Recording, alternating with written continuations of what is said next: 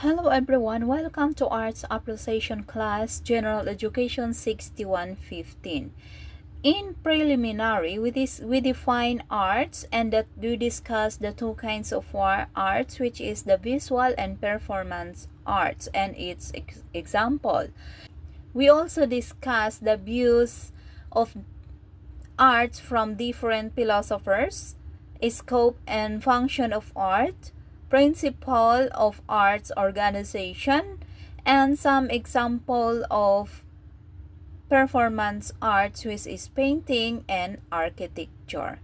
And today's lesson, we are going to discuss the lesson 7, the first session for the midterms about sculpture. In your own idea, what is sculpture? So in this lesson, we are going to discuss also the four elements, how they process the sculpture, the characteristic of sculpture materials, and some of the Filipino sculptors.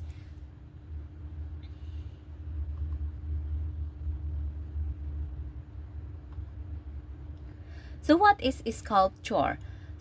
Sculpture is the art of making figures such as human forms, animals, or geometrics that can either be standing freely or attached to a background frame, either single or in group.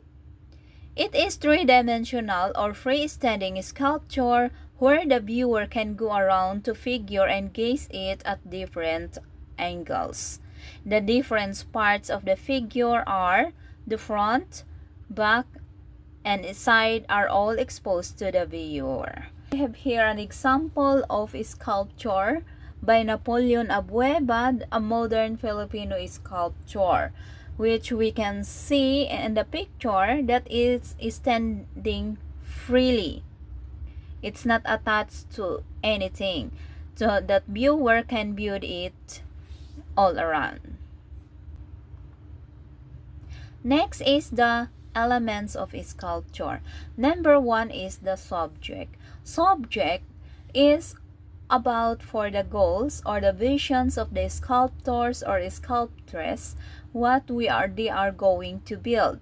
It tells what is sculpture all about.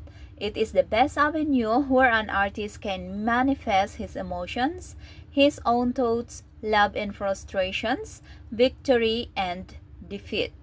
Subject also has unlimited range of subjects to exploit from animals, human emotions, human body, and many more.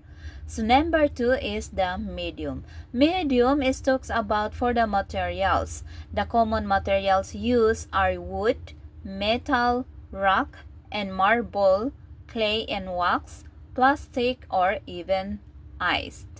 A medium also refers to the material used by the artist in the completion of his work. Number 3 elements of sculpture is texture. Texture refers to the touch skin against the surface or the body of the given sculpture. It refers also to the interpretation given both by the artist and the admirer towards the piece. The number 4 elements of sculpture is space. Space refers to the portion or are where the piece stands. So that's all the elements of sculpture. Number 1 is the subject. Number 2 is the medium. Number 3, texture. And number 4 is space. Now let's go to the process of sculpture creation. Number 1 is subtraction. This subtraction is sculptors using tools like chisels, hammers, and other tools to deduct parts from the medium to form a design image with perfect lines and angles. Example for this are the carving of stone and wood, which is the original shape of the wood or the stone is they are going to cut off some part to make the image. And the addition is the construction of a figure by putting together bits of clay or by welding together metal to create an image is called addition. Addition is putting together. Next is the combined materials. Combined materials, these methods happen when combination of small pieces of material such as plastic or moist dry clay is worked and molded into desired form, in which may then be subjected to intense heat to produce a ceramic known as terracotta. Wire rods and plates may also be combined by soldering or welding. Example for this, those are the flower base, a big flower base and a big sculpture. They form a metal first for them to mold the sculpture using the clay to make the sculpture stronger. So that's all the process of how the process is sculpture. Subtraction, addition, combined materials. Next is the three types of sculpture. So we have a three type of sculpture here. Number one is the relief sculpture. Relief sculpture is a sculpture that can mount the figure to the background, which may either be a frame, a wall, or flat surface. So in a relief sculpture, we have also a high relief sculpture and low of the background. High relief sculpture frame is embossed or raised above the surface of the background, while the low of the background is the figure is raised only a little from the background, as in the case of coins. So that is the relief sculpture. Next is the light sculpture. Light sculpture is the structure that produces light. Like an example here that I paste it here, a lamp, a tree lamp. If you have noticed also some of the materials or maybe a toy, that if that things will expose to the light, and if it is dark and you turn off the light, the sculpture or that output of art can reflect light, can produce a light. Next is the sound sculpture. Sound sculpture is an artwork in which the sound is produced. If you notice, some of the door, they are hanging something outside the door that can create sounds, especially windy. And I remember also my childhood, and even nowadays they are using also the empty can of goods. They use that one to scare the bird in the rice field. So that is the three types of sculpture: relief sculpture, light sculpture, sound sculpture. Now next, let's go to the characteristic of sculpture materials. So we have number one is stone. Stone is a hard and durable, weather and fire resistance, but heavy and breakable. So we have also four kinds of stone. We have a picture here with number one is the basalt diorite. It is a black and hard. Next is the marble. It's finely grained with crystalline sparkable. Next is the granite. It is tough, coarse grain, but appropriate for bold effects. This one came from lava, the granite. Next is the limestone. It is a softer kinds of stone. We can also notice this one in the cave, especially in the dripping water. We can see those kinds of stone. Next is the wood. Lighter, softer, and cheaper. Easy to cut, but due to the scarcity of this material, it is not readily available. Next is the terracotta, or called baked earth, or made by firing clay, appropriate for pottery. The clay is shaped, glazed, and baked. For this, terracotta is a kind of soil. I remember my grandparents and also my parents before, and even me, I use that kinds of soil as my conditioner, and it's very soft. The hair is very soft, and the scalp is so very clean. It's white. Even they are working under the sun, but we can see the effect of that kinds of soil is very good.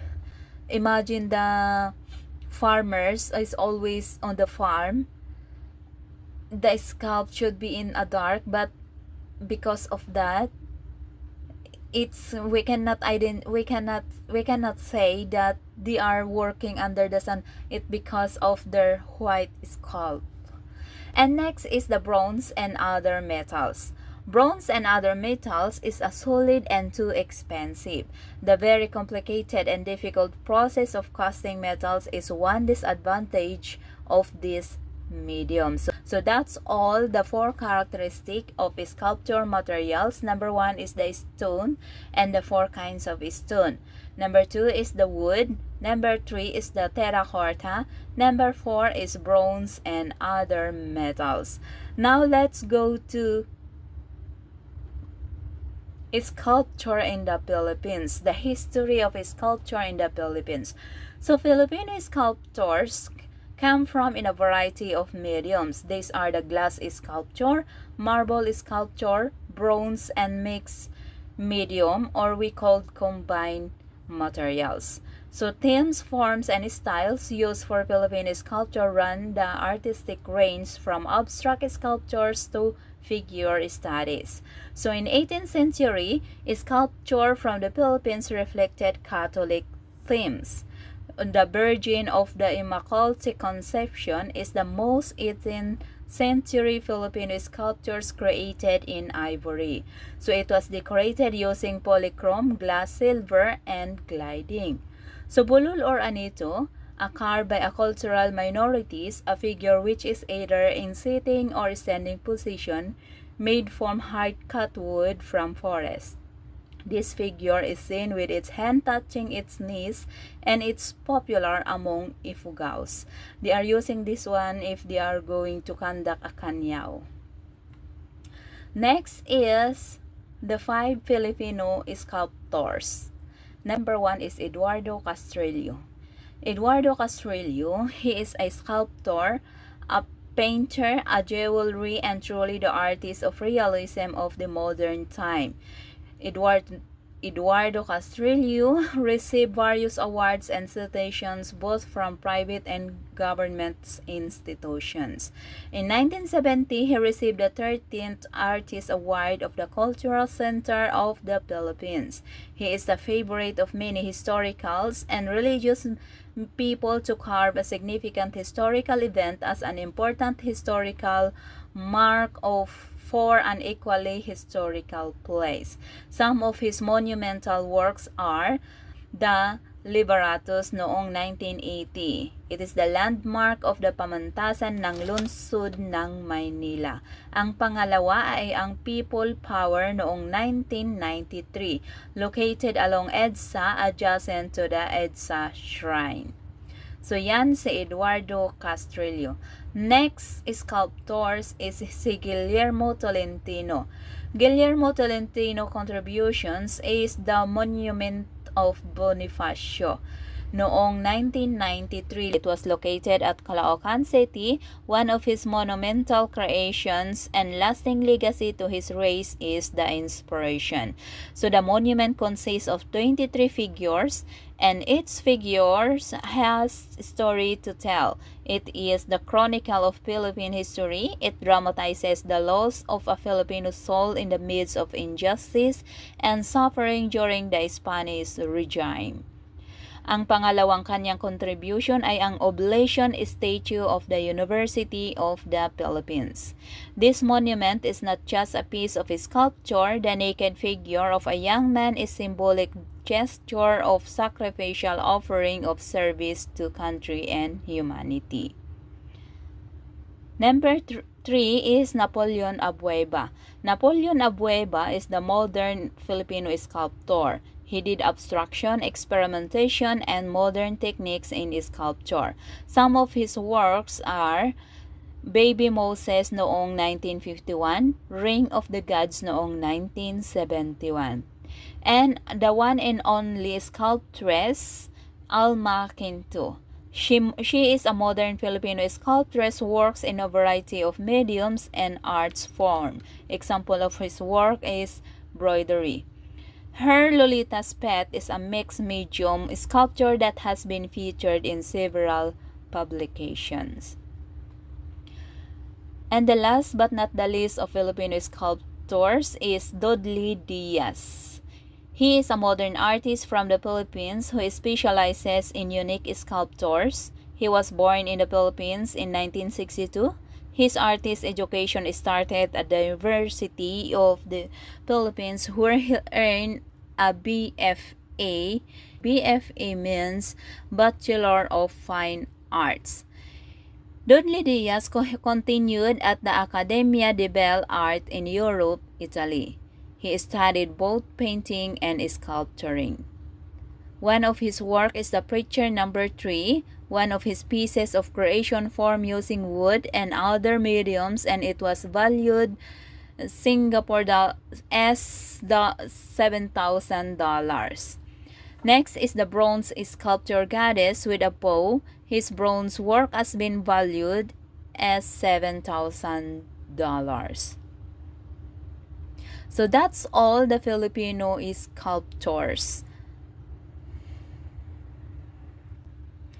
Again, the 5 Filipino sculptors are Eduardo Castrillo, Guillermo Tolentino, Napoleon Abueva, Alma Quinto, and Dudley Diaz. Now let's go to the great sculptors of all time. Number 1 is Giovanni Lorenzo Bernini.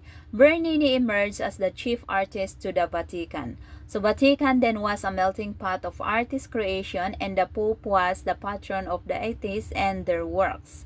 So the Ecstasy of Saint Teresita noong 1644 displayed in Rome. Santa Maria de la Victoria was one of his most eye-catching masterpieces.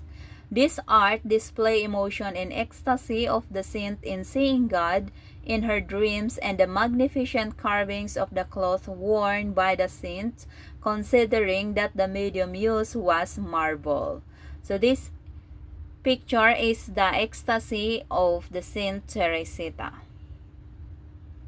Next great sculptor is Pierre Puget. In a French, Pierre Puget, but in English, Pierre Puget. A Frenchman was a student of Bernini. He is the student of Bernini.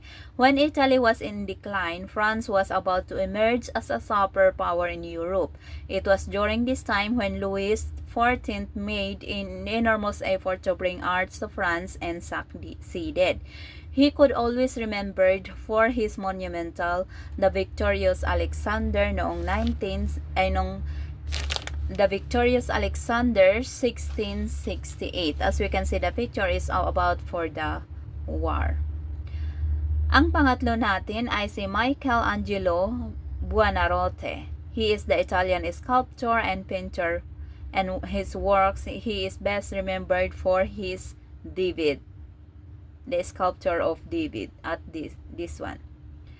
Number 2 is the La Pieta. His mother masterpiece features the death of Christ on the lap of the grieving mother. It emphasizes the sadness, anguish, and the pain on the face of the Virgin Mary was captured and defined. Here, the picture of La Pieta. So that's all the great sculpture of all times. Number 1 is Giovanni Lorenzo Bernini.